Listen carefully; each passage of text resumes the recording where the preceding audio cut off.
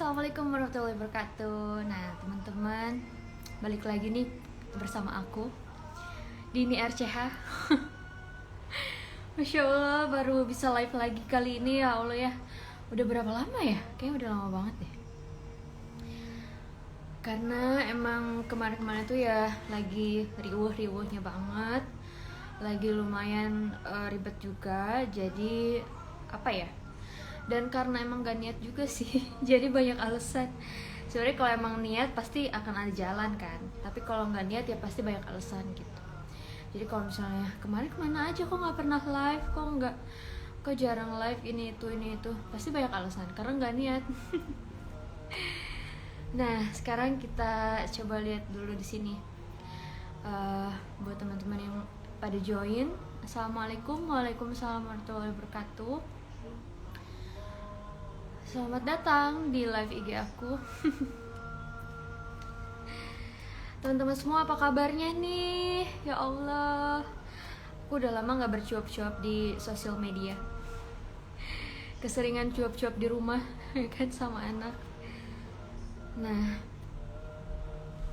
jadi teman-teman udah pada tahu belum sih kalau hari ini kita mau ngobrol-ngobrol tentang apa?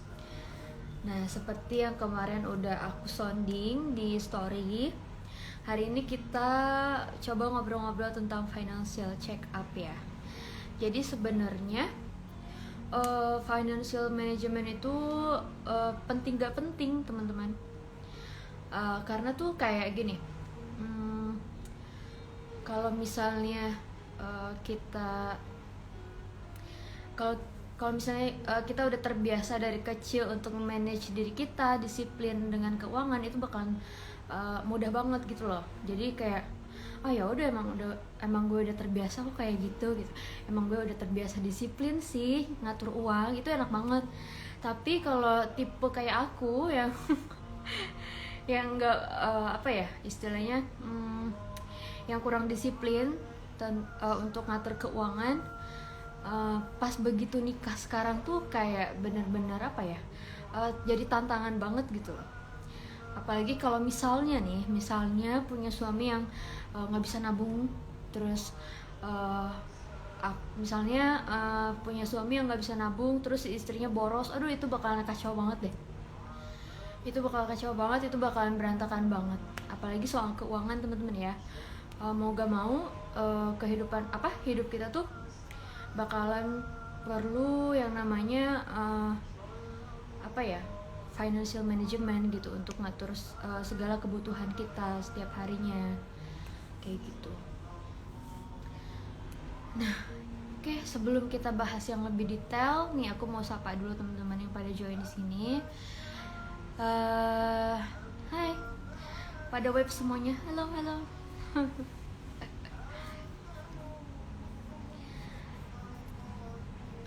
Nah, jadi sebenarnya kalau misalnya teman-teman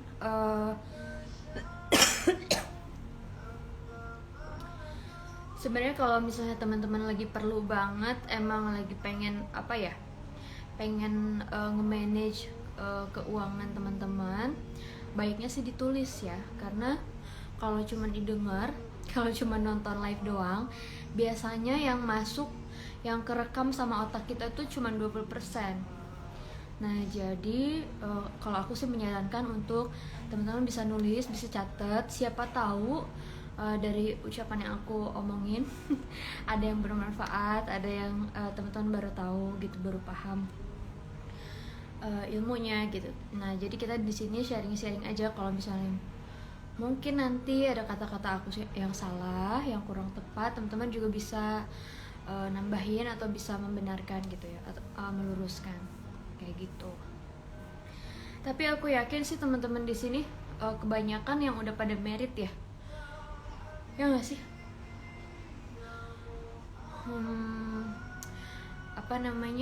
Sebenarnya yang namanya financial management itu nggak harus untuk kita yang udah berumah tangga ya. Tapi ketika kita masih single, masih jomblowati, jomblo fisabilillah, itu juga sama pentingnya loh untuk gimana caranya untuk ngatur keuangan diri sendiri gitu loh.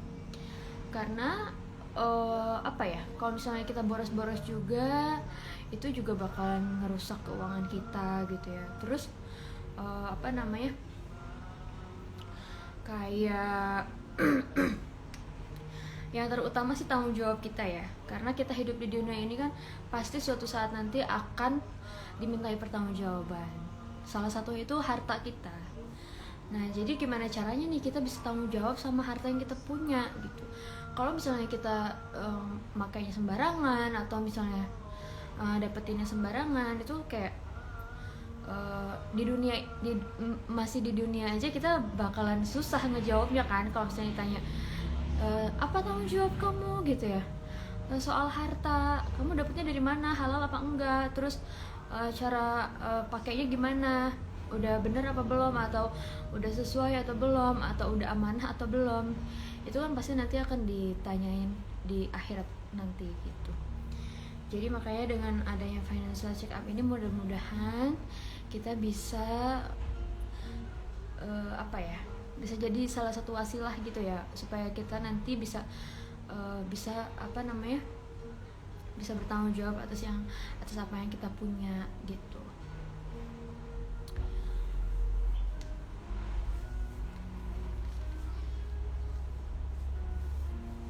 Sebelum kita mulai, kita tunggu teman-teman yang lain dulu ya, biar pada join supaya nggak banyak yang ketinggalan. Karena emang tadi juga aku mulainya agak telat, soalnya harus ngurus baby dulu.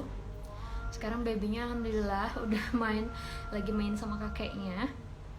Jadi aku punya waktu untuk bisa ngobrol-ngobrol sama teman-teman di sini gitu. Nah, jadi sebenarnya financial management itu ada beberapa poin yang harus kita pahami. Biasanya kan kita tuh selalu mikir kalau ngomongin financial pasti ujung-ujungnya tuh hitung-hitungannya nggak sih, tentang budgeting ini tuh. Padahal sebelum kita sebelum hitung-hitungan itu masih ada satu poin yang memang kita harus pahami dulu, kayak apa ya, kayak basic yang harus kita pahami tuh sebelum kita ngebudgeting keuangan tuh kayak gimana. Nah, nanti kita akan bahas itu ya, kayak gitu. Terus apa lagi ya, dan sebenarnya tuh kayak financial check up nih jarang banget orang paham gitu ya tentang financial check up. Apa sih check up ya, kita istilahnya tuh kayak gini, kita tuh punya harta gitu, tapi nggak pernah dicek, nggak pernah diatur gitu. Kayak ya udah let it flow aja deh, pakai aja deh seadanya gitu kan. Nah, itu tuh sebenarnya nggak boleh kayak gitu, karena apa ya, kalau kita nggak bisa ngatur keuangan, nggak bisa ngatur cash flow kita, jadi suatu saat kalau misalnya ada musibah atau misalnya bangkrut, itu tuh bakalan susah banget untuk apa ya, untuk ininya, untuk recovery-nya kayak gitu. Nah, jadi sebenarnya jadi hari ini tuh kita akan coba ngobrol-ngobrol tentang financial check up dulu ya. Jadi kita ceki dulu nih, keuangan kita tuh udah rapi belum gitu. Keuangan kita tuh selama ini udah termasuk aman belum, atau misalnya apakah keuangan kita tuh udah surplus atau balance atau misalnya defisit, kita kan nggak pernah tahu ya. Nah, kalau misalnya teman-teman ngerasain hal yang sama kayak aku, teman-teman cocok banget nih ada di sini, karena itu yang akan kita obrolin nanti gitu. Kita akan cek bareng-bareng gimana keuangan kita tuh udah aman atau belum. Nah, kayak sebenarnya tuh kita belajar dari kemarin ya, musibah COVID selama 2 tahun yang lalu. Itu kan banyak banget teman-teman yang pada yang ada banyak yang jobless, kehilangan kerjaan, ada yang dirumahkan, ada yang perusahaannya bangkrut, itu kan gak sedikit kan, karena emang namanya musibah kita nggak pernah tahu. Nah, dengan financial management ini, dengan adanya financial management ini, kita tuh bisa prepare dari awal, bisa menghindari lah seenggaknya, kalau misalnya ada musibah suatu saat nanti, kita bisa masih bisa aman gitu loh.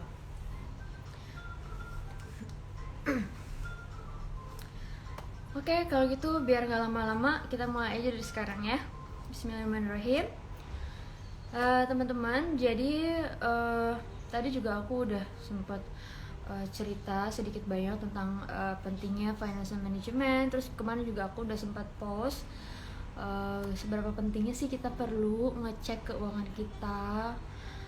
Nah, jadi kenapa sih kita perlu untuk bikin untuk ngatur keuangan, untuk mencatat keuangan.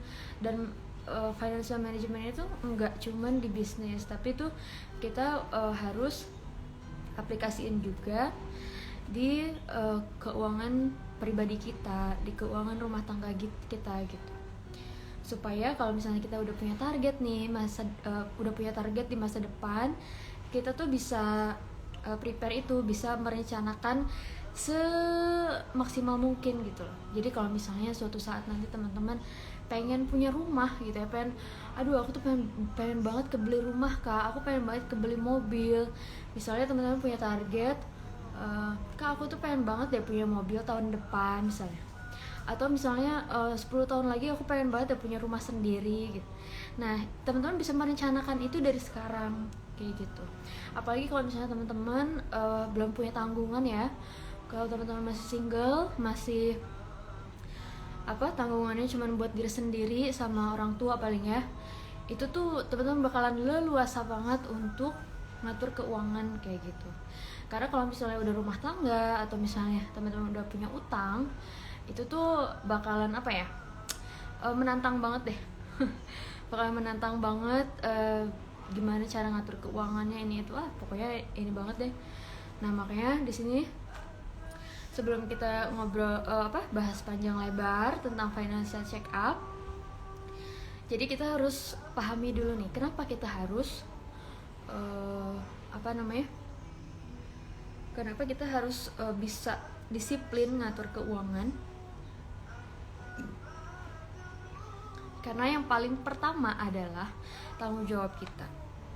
Jadi dari esensi pemasukan dan pengeluaran ini, kita tuh harus bisa bertanggung jawab. Teman-teman pernah dengar gak sih ada ceramah ustadz yang bilang gini, manusia gak akan bisa beranjak dari tempat hisabnya kecuali udah ditanya 4 hal.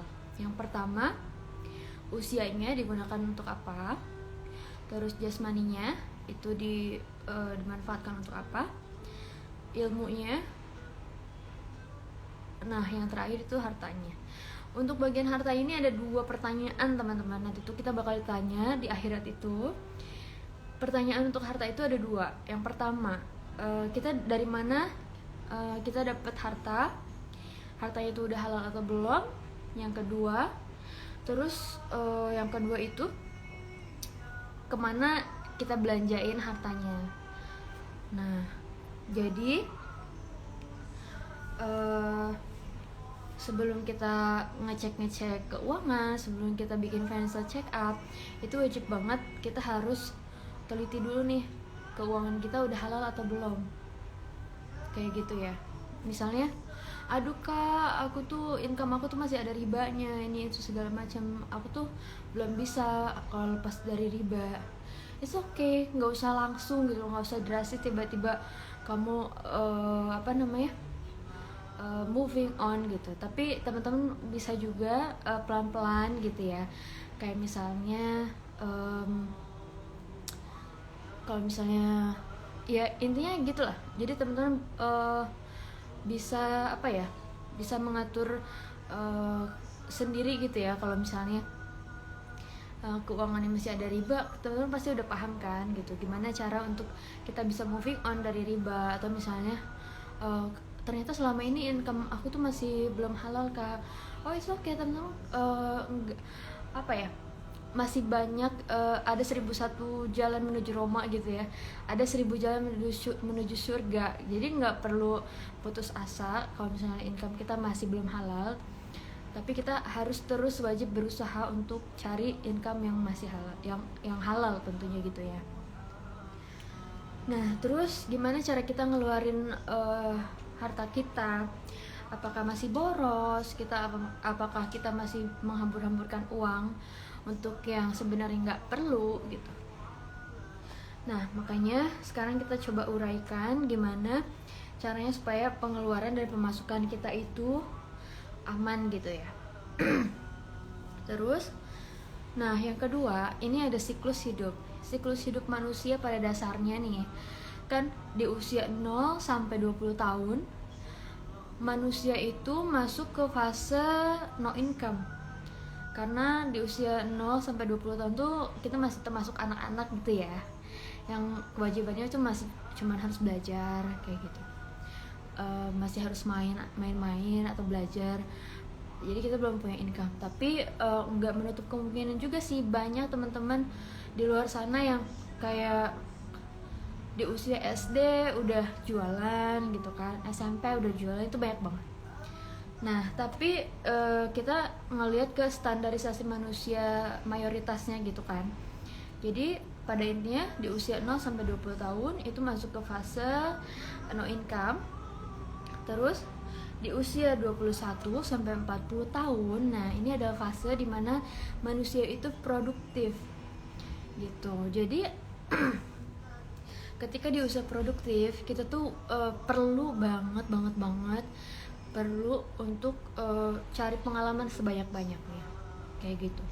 Makanya kenapa di usia 20 sampai 40 tahun itu kita harus banyak cari pengalaman, kayak misalnya pengalaman dari hal jualan, dari belajar, ini itu segala macam. Pokoknya segala halnya itu kita harus benar-benar cari tahu banyak hal gitu ya. Nah, karena pada usia 40 tahun nanti, di atas 40 sampai 60 tahun itu pengennya kan kita di usia 40 sampai 60 tahun tuh kita bisa ada di fase mapan gitu ya. Mapan dengan punya passive income, punya punya simpanan yang aman, yang cukup gitu untuk di masa depan, untuk di masa pensiun. Karena suatu saat nanti kalau teman-teman udah ada di masa pensiun di usia 60 sampai 80 ke atas, itu teman-teman udah masuk fase pensiun. Jadi kalau misalnya kita nggak punya passive income, atau teman-teman nggak punya penghasilan yang atau teman-teman nggak punya investasi atau tabungan yang cukup untuk persiapan di masa depan, itu bakalan istilahnya nggak enak banget deh gitu ya. Kalau misalnya di usia pensiun kita nggak punya income tuh, kita pasti bakalan ngandelin anak cucu kita nanti kan, kayak gitu. Nah kalau misalnya kita kayak gitu, kita akan ada di kalau misalnya kita di usia pensiun nanti nggak punya passive income atau nggak punya investasi dan tabungan lain sebagainya, itu kasihan ke anaknya, karena anak kita nanti akan jadi generasi sandwich gitu. Teman-teman ada yang udah pernah dengar belum sih generasi sandwich? Jadi sebenarnya generasi sandwich tuh kayak posisinya itu udah di pertengahan gitu loh. Kayak misalnya nih, posisi aku ya sekarang, aku misalnya punya income, usia aku masih produktif. Nah terus di usia aku yang sekarang ini, di posisi aku yang sekarang ini, aku harus nafkahin, maksudnya aku harus biayain anak-anak ya, dan aku juga harus bisa nafkahin orang tua. Nah itulah yang namanya sandwich generation. Jadi posisi di tengah-tengah yang terjepit itu, antara kebutuhan anak dan kebutuhan orang tua. Sebenarnya nih teman-teman ya, kalau kita ngomongin sandwich generation, itu kalau dalam Islam tuh nggak ada yang namanya sandwich generation tuh, karena justru dalam Islam kita tuh dianjurkan supaya kita bisa sering-sering sedekah sama orang tua gitu kan, supaya kita bisa sering-sering bisa nyenengin orang tua kayak gitu. Nah tapi dengan cara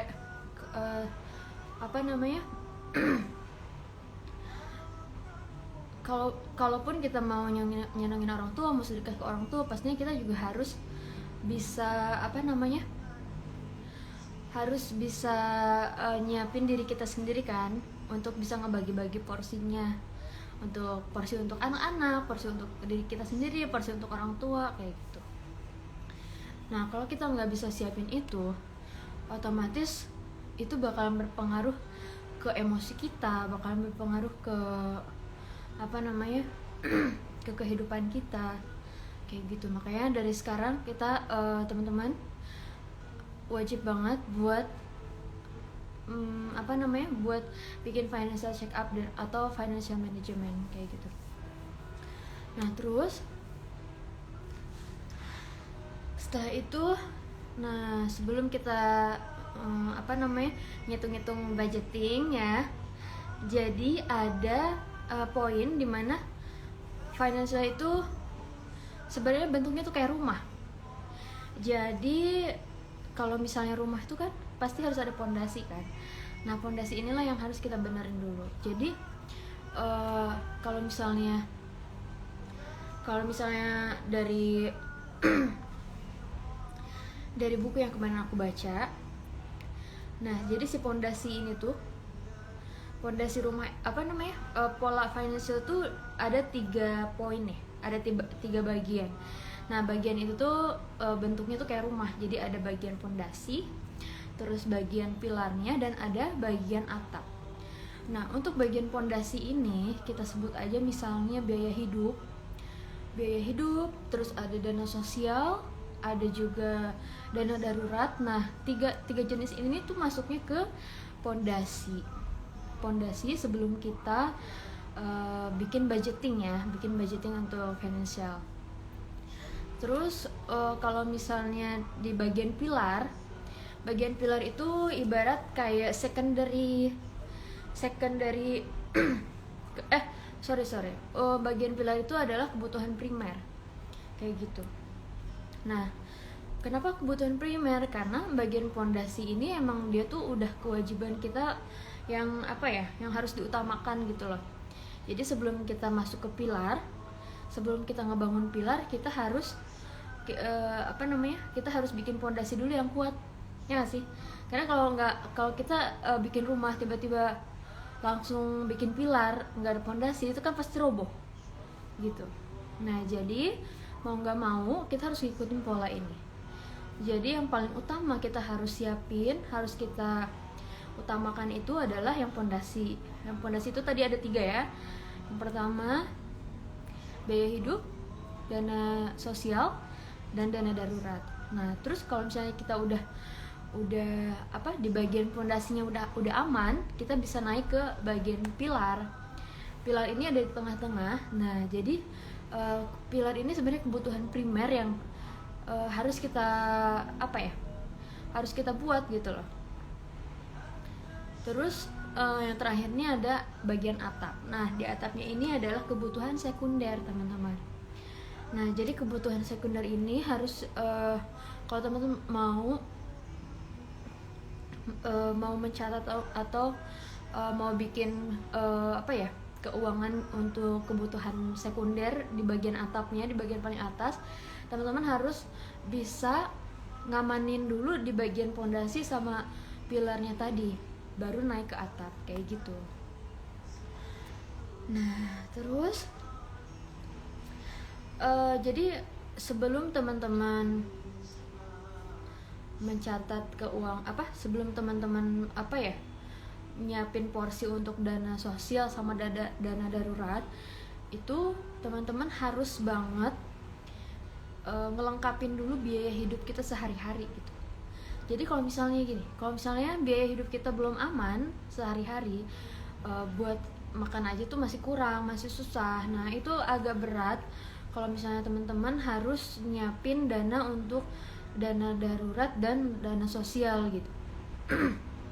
Oh ya, lupa tadi bagian pilar. Nah jadi kan kalau misalnya pondasi ini ada biaya hidup, dana darurat, dana sosial. Di bagian pilar itu adalah investasi, teman-teman. Jadi sebelum kita mau sebelum kita punya investasi, kita tuh harus bisa memenuhi dulu kebutuhan pondasi kita gitu. Nah setelah investasi, kalau misalnya kita udah bagian pondasi udah aman, bagian pilar udah aman, di bagian investasi udah aman maksudnya, baru kita bisa naik ke bagian atap, yaitu bagian dana pensiun gitu. Nah inilah yang tadi aku bilang, kenapa kita harus bisa nyiapin dana pensiun dari sekarang, supaya nanti anak-anak kita nggak jadi generasi sandwich gitu.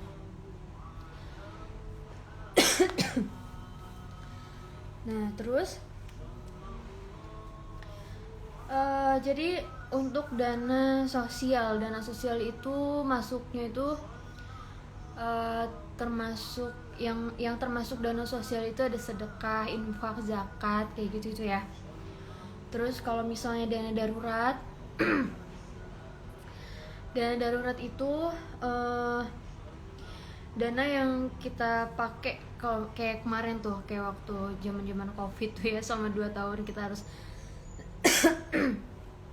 PPKM, gak boleh kemana-mana, banyak yang jobless. Terus kalau misalnya kita ada kebutuhan kayak benerin rumah atau renovasi rumah, atau misalnya mobil mogok, nah itu sebenarnya masuknya ke dana darurat gitu. Terus kayak misalnya kalau kita sakit nih, amit-amit gitu ya, kita amit-amit harus masuk rumah sakit, nah itu kita bisa ngambil porsi dari dana darurat kayak gitu. Makanya kenapa dana darurat ini masuk ke bagian pondasi, karena emang posisinya tuh penting banget gitu. Terus setelah itu kita juga harus wajib banget punya pencatatan utang dan aset. Ini yang sebenarnya harus kita cek ya dari sekarang. Nah jadi kalau misalnya kita ngomongin aset sama utang, itu tuh kayak hal yang selalu berdampingan gitu. Nah jadi kalau misalnya sebenarnya kalau misalnya dengan adanya financial check up ini, kita tuh bisa loh kayak ngatur kalau misalnya kita mau pinjam uang, atau misalnya kita mau punya utang, itu kita bisa ngerencanain dari sekarang kayak gitu. Kayak misalnya kita punya aset berapa nih gitu kan, kita punya aset apa aja nih, karena kan aset nih ada 3 nih ya, ada 3 jenis aset. Yang pertama aset kas, yang kedua aset investasi, yang ketiga itu aset penggunaan pribadi. Nah kalau misalnya aset kas, yang dibilang aset kas itu kayak tabungan, terus ada apa lagi ya, ada tabungan, ada uang tunai, ada emas. Nah itu bisa dibilang aset kas. Terus kalau misalnya aset investasi, itu jenisnya itu kayak rumah yang kita sewain misalnya, atau rumah yang bisa kita jual. Nah itu adalah salah satu investasi gitu. Terus atau teman-teman juga punya kios misalnya bangunan deh gitu, ada bangunan, tanah atau apa gitu yang bisa disewain. Nah itu masuknya ke aset investasi. Terus yang terakhir itu ada aset pribadi. Kalau aset pribadi itu yang asetnya tuh cuma bisa kita gunain. Nah jadi bedanya aset investasi sama pribadi, kalau aset investasi tuh kayak inflasinya tuh naik gitu loh. Jadi kalau misalnya kayak rumah, kita beli rumah hari ini, dijual 5 tahun ke depan itu bakal naik harganya. Tapi beda lagi kalau misalnya aset pribadi. Kalau aset pribadi itu kita beli hari ini, dijual 5 tahun ke depan, itu pasti harganya bakalan turun banget kayak gitu. Jadi teman-teman udah bisa bedain ya antara aset kas, aset investasi sama aset apa pribadi kayak gitu. Nah terus sekarang nih ngomongin utang.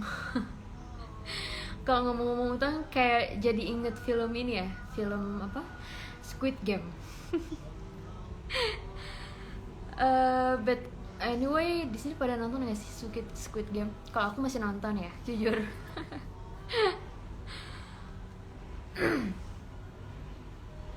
Oke, terus nih ngomong-ngomong masalah utang, kemarin tuh lagi rame banget juga di sini tuh di Indonesia ya terutama. Lagi rame banget soal pinjol, ya kan?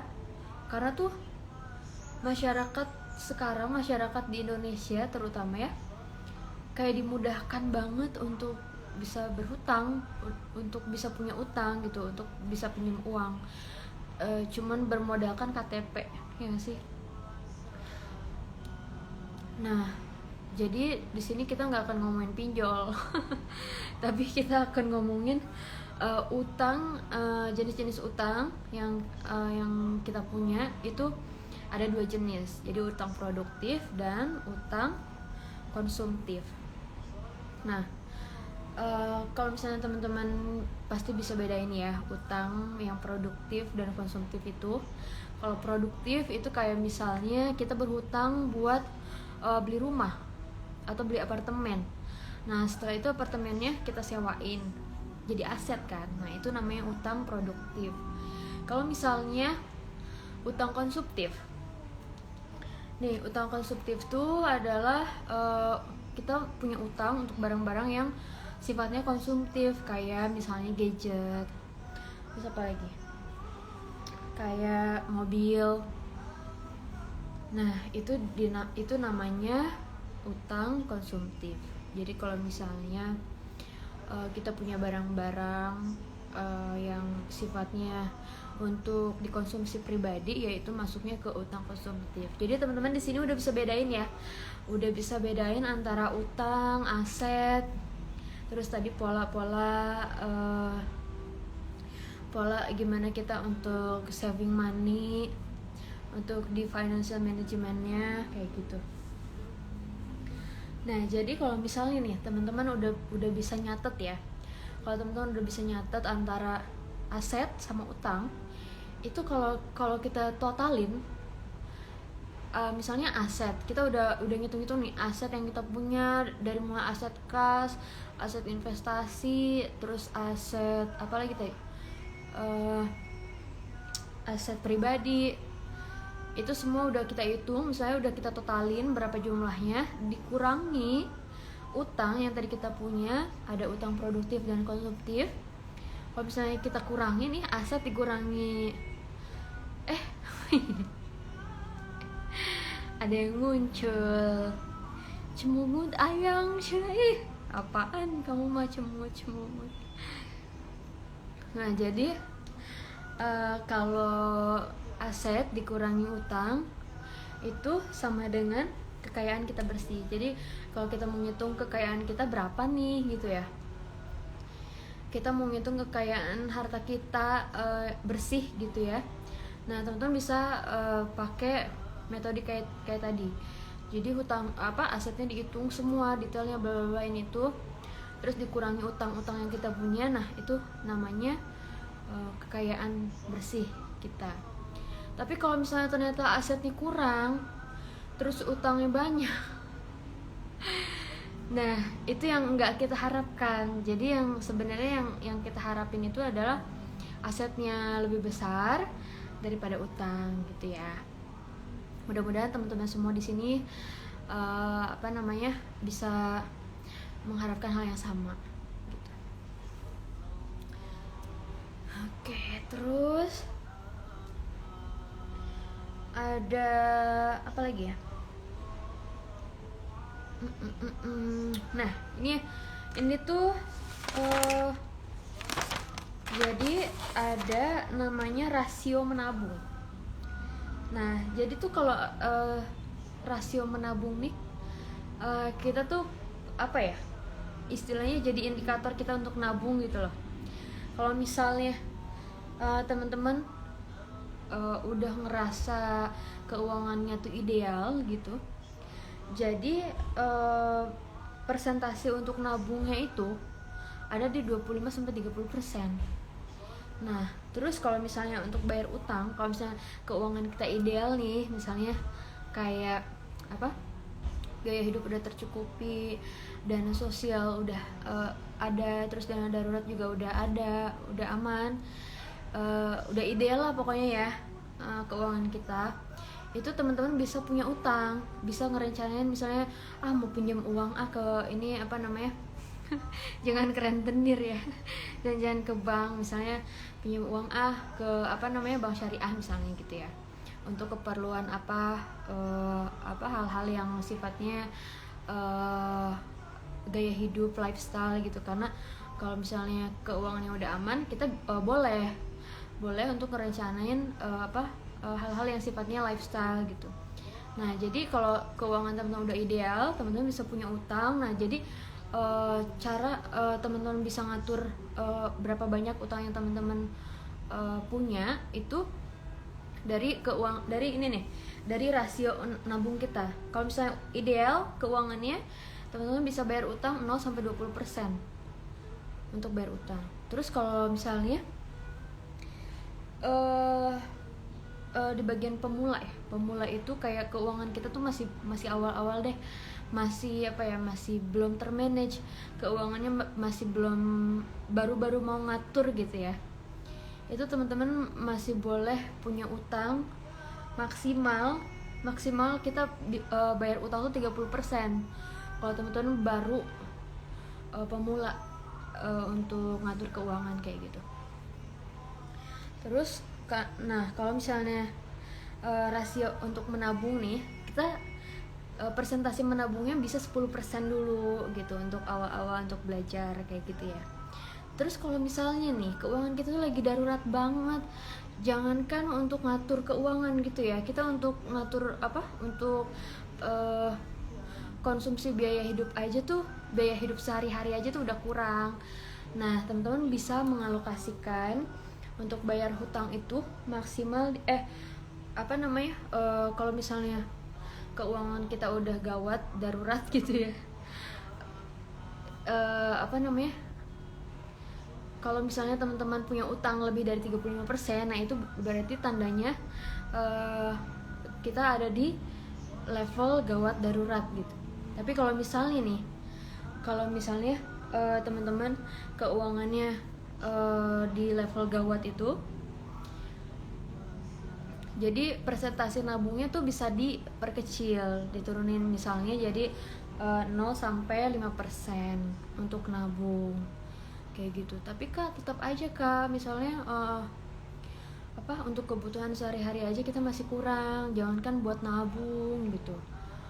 It's okay sebenarnya, teman-teman masih bisa punya punya kesempatan untuk nabung, even itu 1% gitu loh.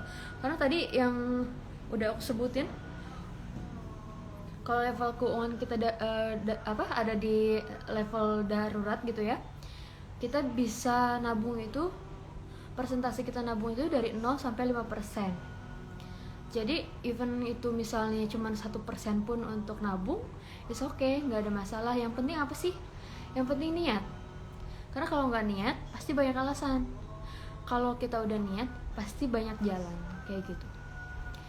Nah, terus kemarin juga banyak yang tanya, Kak, tapi tuh income aku tuh cuman sekian gitu loh, buat bayar kontrakan aja udah habis misalnya, terus buat belum bayar utang, belum bayar cicilan, ini itu segala macam. Nah, makanya nanti kalau misalnya teman-teman punya masalah kayak gitu, belum bisa ngatur keuangan yang benar-benar detail, yang signifikan banget, nanti di next live ya kita akan bahas tentang gimana cara ngebudgeting income yang kita punya gitu.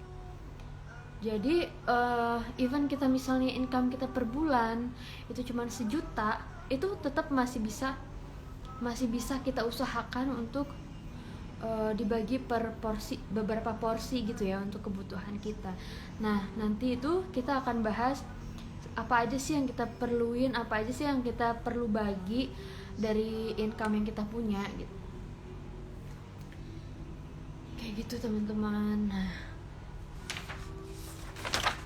terus oh ya tadi nih ngomongin dana darurat ya. Sebenarnya dana darurat yang kita wajib punya itu, kita harus bisa saving dana darurat tuh. Kalau misalnya masih single itu masih berapa ya, 3 kali dari biaya hidup kita. Jadi kalau misalnya kita mau ngerasa aman nih untuk dana darurat, kita bisa saving di dana darurat, bisa ngebagi ke porsi dana darurat itu sebanyak 3 kali dari biaya hidup. Misal kayak income biaya hidup kita sebulannya 500.000 gitu ya. Nah biar kita ngerasa aman nih di dana darurat, jadi kita bisa kali 3 berarti 1.500.000. Nah kita harus bisa punya saving untuk dana darurat sebesar 1.500.000. Setelah itu kita udah aman tuh, udah ngerasa aman. Jadi kalau bisa sih bisa lebih dari itu udah bagus banget gitu. Nah terus kalau misalnya teman-teman udah married tapi belum punya anak misalnya, dana darurat itu harus kita simpan sebanyak 6 kali dari biaya hidup. Jadi kalau misalnya biaya hidup kita 1 juta setiap bulan, nah supaya kita ngerasa aman di punya dana darurat dengan biaya hidup yang tadi berapa, 1 juta per bulan, berarti kita harus punya dana daruratnya itu sebanyak 6 juta. Nah 6 juta itu kita bisa saving untuk persiapan gitu ya, untuk kita waspada kalau misalnya kayak kemarin waktu zaman COVID kemarin, selama 2 tahun yang lalu kita benar-benar kelabakan kan, semua perusahaan jatuh, banyak yang jobless, banyak yang perusahaannya bangkrut, ini itu segala macam. Nah itu kita bisa ngakalin dari kita bisa ngambil biaya hidup kita dari dana darurat itu tuh. Terus kalau misalnya udah married tapi udah punya anak Kak, jadi dana daruratnya tuh beda-beda ya, dari single sampai mulai single, married, dan married with children itu tingkatannya udah beda karena kebutuhannya juga beda gitu. Jadi kalau misalnya kita udah married terus punya anak, kita harus punya uang dana darurat di tabungan kita itu sebanyak 12 kali dari biaya hidup. Jadi kalau misalnya biaya hidup kita 100.000 per bulan misalnya gitu ya, kalau udah punya anak biaya hidup 100.000, nah otomatis kita harus punya harus punya saving di dana darurat itu 1.700.000. Kalau kita udah punya uang di dana darurat sebesar itu, otomatis berarti kita ada kesempatan untuk kalau misalnya amit-amit gitu ya, kena musibah atau apa, itu kita bisa jadi cadangan untuk kita pakai kayak gitu. Nah terus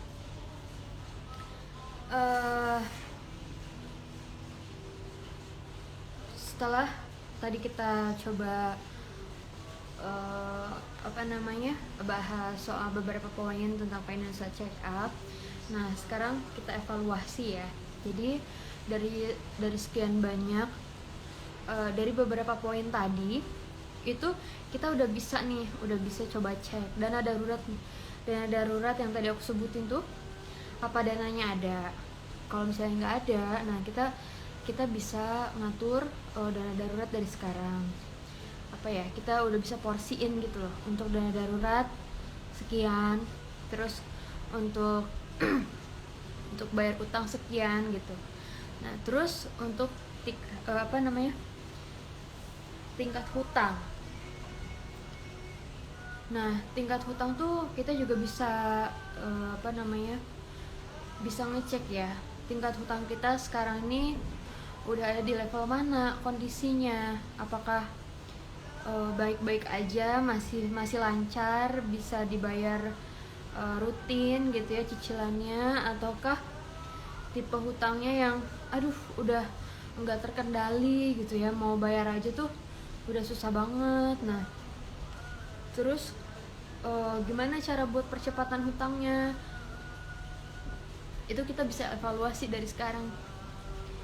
Kayak apa, ada arus kas misalnya yang bisa kita hemat-hemat gitu ya, atau misalnya ada arus kas yang misalnya tadi ada kas apa pribadi gitu ya, yang bisa kita jual untuk bayar utang, it's okay, kita bisa pakai itu.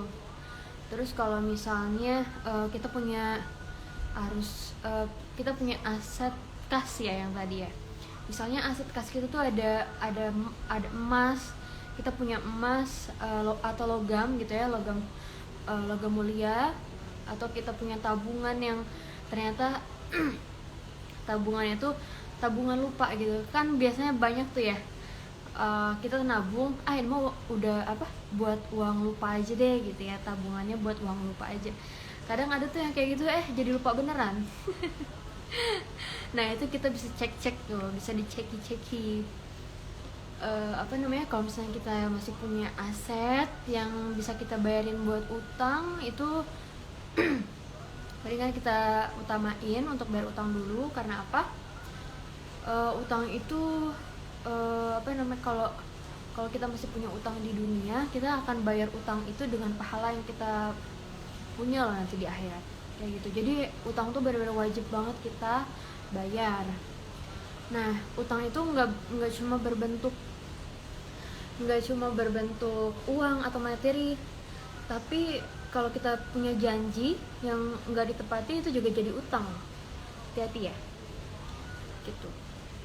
Terus yang bisa kita evaluasi itu apalagi? Tabungan. Nah dari tabungan ini berapa banyak sih tabungan yang bisa tabungan yang kita punya, terus jumlahnya tuh udah aman atau belum gitu. Terus ada tingkat investasi juga. Terus ada tingkat investasi yang perlu kita evaluasi. Misalnya kita udah bisa belum ya untuk punya investasi misalnya. Atau misalnya gini, kayak teman-teman mau punya tabungan haji atau umroh, itu teman-teman bisa masukin ke dana investasi kayak gitu. Nah sebelum kita punya dana investasi, kita tuh harus bisa kita harus bisa ngamanin dulu pondasinya yang tadi sebelum kita punya investasi. Kalau pondasinya udah aman, udah siap gitu ya, udah beres, baru kita bisa punya dana investasi. Dana investasi tuh ya itu bisa dipakai untuk investasi di jangka panjang, bisa untuk haji dan umroh dan sebagainya. Nah kita juga bisa evaluasi. Nah jadi itu ya hal-hal yang bisa kita evaluasi dari setelah kita tadi cek keuangan kita. Jadi ada 4 poin yang perlu kita evaluasi. Yang pertama tuh dana daruratnya udah aman belum. Terus yang kedua tingkat hutangnya. Tingkat hutangnya tuh itu udah udah rutin, cicilannya udah aman belum tiap bulan gitu kan. Terus tingkat tabungannya udah aman belum buat cash flow, biaya hidup segala macam. Tingkat investasinya itu bisa kita udah cukup belum misalnya untuk kita investasiin kayak gitu. Nah sekarang kita coba jawab beberapa pertanyaan dulu ya. Ini ada yang tanya kalau utangnya ke pinjol ilegal dan sudah menyatakan tidak mampu untuk bayar, gimana kak? Nah masalahnya aku tuh nggak pernah tahu sistem pinjol kayak gimana. Jadi aku juga bingung jawabnya nih kalau soal pinjol ya.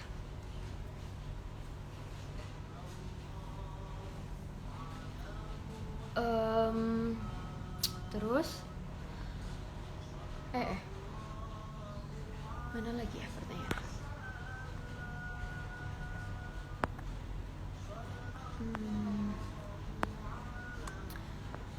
Waalaikumsalam. Nih, dana investasi jangka panjang itu kemana, Kak? Maksudnya jenisnya. Nah, investasi jangka panjang tuh bisa berupa rumah yang tadi.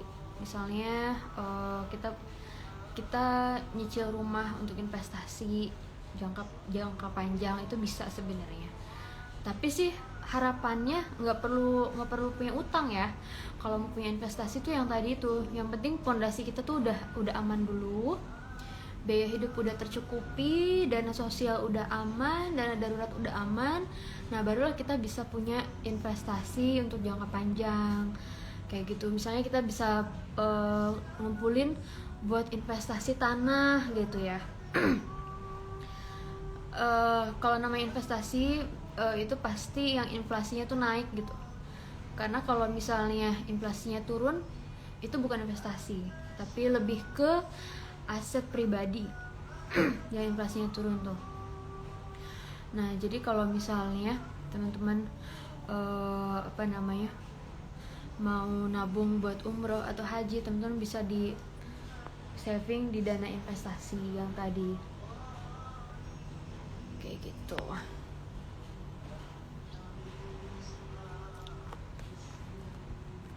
Nah, cicil rumah itu kan jarang yang syariah, Kak. Biasanya konvensional. Banyak kok sekarang. Sekarang udah banyak alhamdulillah yang syariah, yang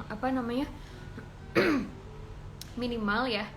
Minimal kalau kita cari rumah itu, kalau misalnya di daerah kita benar-benar nggak ada sama sekali yang syariah, itu udah bisa masuk ke kondisi urgent gitu. Ini kalau nggak salah ya, karena aku waktu itu pernah dengar dari tausiah, kalau misalnya kayak kita nih di satu tempat, misalnya cuman ada bank konvensional gitu ya, nggak ada yang namanya bank syariah atau apalah yang syariah gitu, nggak ada. Itu kita bisa pakai kayak yang konvensional karena kondisinya urgent. Kalau urgent katanya sih nggak apa-apa gitu ya. Nah, tapi kalau misalnya di satu daerah nih mau beli rumah gitu ya, tapi si developernya itu punya kerjasama sama bank syariah misalnya. Sekarang kan banyak kan bank syariah tuh yang kerjasama sama di bidang properti. Itu teman-teman harus wajib pakai yang syariah gitu.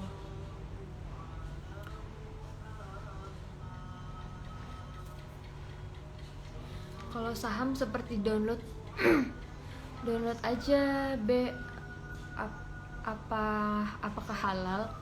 Nah, kalau soal saham itu aku masih kurang paham halal atau enggaknya, karena aku juga jujur ya, kalau untuk saham-saham gitu sebenarnya yang paling paham tuh Bang Novan. Kalau aku tugasnya cuman ngatur keuangan gitu. Nah, itu aku tuh baru. Kalau untuk soal saham, soal bisnis bisnis kontrak ini itu segala macam, itu udah bagian Bang Novan gitu. Jadi kita bagi-bagi tugas gitu.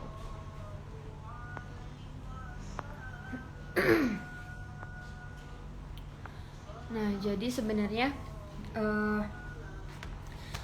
dari financial check up ini kita udah bisa ngecek ya keuangan kita, apakah udah aman atau belum. Kalau misalnya belum aman, coba dicek ulang lagi, kayak misalnya biaya hidup kita apakah masih bisa dihemat-hemat gitu. Jadi nanti biayanya bisa kita alokasiin untuk ke dana sosial atau ke dana darurat. Jangan sampai kita nggak pernah ngecek keuangan, terus nggak pernah ngecek nggak pernah nyatet keuangan, pengeluaran dan pemasukan keuangan kita gimana, itu nanti jadi berantakan kayak gitu. Jadi mendingan teman-teman, kalau aku saranin mulai sekarang teman-teman cek lagi nih keuangannya gimana. Terus kalau misalnya masih single, sebenarnya masih leluasa ya, masih leluasa, masih bisa masih bisa bebas gitu, bisa kita pakai buat apa aja. Yang pasti jangan sampai lupa untuk tetap nabung dan investasi. Terus investasi juga sekarang udah banyak yang syariah, kayak misalnya logam mulia tuh, kita bisa invest di logam mulia, itu udah banyak banget yang syariah, jadi insya Allah udah aman. Nah terus kalau misalnya teman-teman, oh ya, sama satu lagi nih, kalau misalnya kamu masih single, terus kamu cari calon suami, misalnya ta'aruf gitu ya. Nah teman-teman tuh wajib banget yang namanya cari tahu calon suami kita tuh punya utang apa enggak, terus muamalahnya itu sama orang-orang kayak gimana, itu tuh wajib banget ya kita cari tahu. Karena kalau enggak nanti tuh kayak apa ya, wah kacau banget deh pokoknya, bakalan fatal banget kalau misalnya kita nggak hati-hati dari sekarang gitu. Terus kalau misalnya udah married juga, kita tuh mau nggak mau dan bisa nggak bisa kita ngatur keuangan, kita harus bisa gitu. Karena kalau enggak ya gitu, namanya kita hidup berumah tangga pasti ada aja ujiannya. Nih coba kita jawab pertanyaan lagi ya.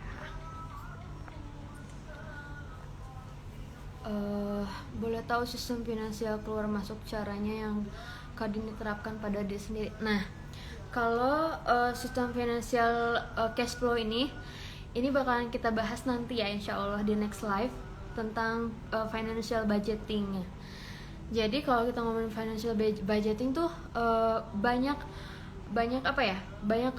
pembagiannya, banyak hal-hal yang ternyata selama ini kayaknya kita boncos di sini deh selama ini gitu. Kayak misalnya ternyata kita terlalu banyak lifestyle deh gitu. Nah itu kita bakalan bahas nanti di financial budgeting. Oke?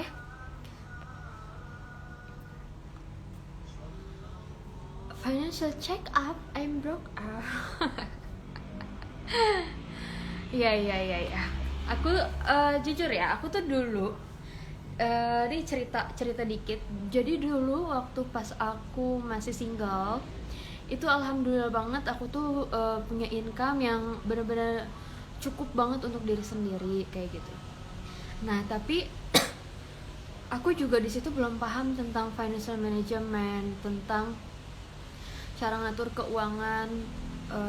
Tapi alhamdulillahnya aku tuh dibiasain nabung dari kecil gitu. Jadi kalau aku dapat uang dari mama nih waktu kecil, mama tuh selalu ngingetin ditabung ya kayak gitu. Jadi alhamdulillah kebawa kan sampai udah gede tuh. Nah tapi sayangnya dulu tuh aku nggak punya dana investasi gitu. Jadi aku nggak paham kan, karena yang aku pikir investasi itu kayak beli rumah lah, beli aset-aset gitu ya untuk investasi jangka panjang. Padahal sebenarnya kan enggak kan. Nah terus udah gitu jadi selama waktu single tuh keuangan aku tuh cuman dibagi 3.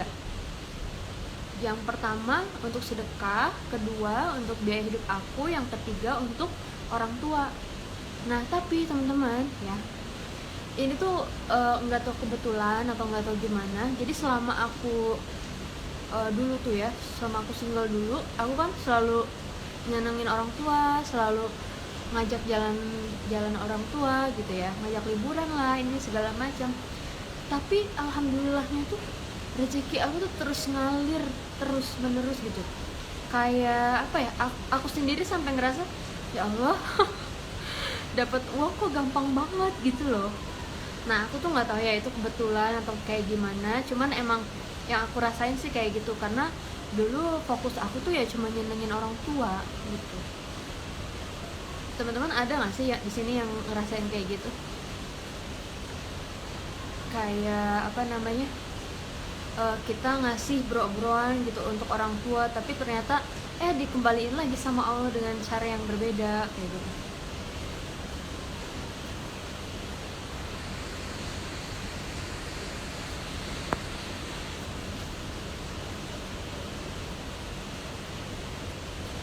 Lebih baik buka tabungan Indonesia atau mata uang asing? Sebenarnya kalau aku disuruh pilih, aku lebih pilih tabungan ini ya, logam mulia. Aku lebih pilih nabung logam mulia ketimbang mata uang asing. Nggak tahu kenapa, karena aku belum banyak belajar juga sih tentang tabungan mata uang asing kayak gitu. Jadi ya aku lebih milih nabung logam mulia aja. Oke teman-teman, mungkin segitu aja ya live kita hari ini. Mudah-mudahan kita masih bisa ketemu di live selanjutnya. Insya Allah next live kita akan bahas tentang financial management, financial budgeting. Jadi nanti kita bakal hitung keuangan, ini itu gitu ya. Kita bakalan bisa nanti kita akan coba bagi-bagi porsi-porsi untuk budgeting di kehidupan kita gitu ya. Yang penting teman-teman udah paham dulu tadi yang aku jelasin tuh tentang pondasi yang harus kita amanin dulu ya. Kalau teman-teman udah paham pondasinya, pola financialnya, mudah-mudahan nanti di financial budgetingnya kita akan lebih detail lagi gitu. Ya telat gabung nggak apa-apa, nanti insya Allah live-nya akan aku save seperti biasa. Jadi teman-teman bisa nonton live IG-nya di Instagram aku. Oke teman-teman, terima kasih banyak yang udah pada nonton ya. Mudah-mudahan apa yang tadi aku obrolin tuh bisa bermanfaat. Kalau misalnya ada yang salah-salah, itu murni kesalahanku. Dan kalau misalnya ada hal-hal yang benar, itu datangnya dari Allah. Oke teman-teman, sehat-sehat semuanya ya. Biar nanti kita bisa ngobrol-ngobrol lagi di live selanjutnya. Assalamualaikum warahmatullahi wabarakatuh.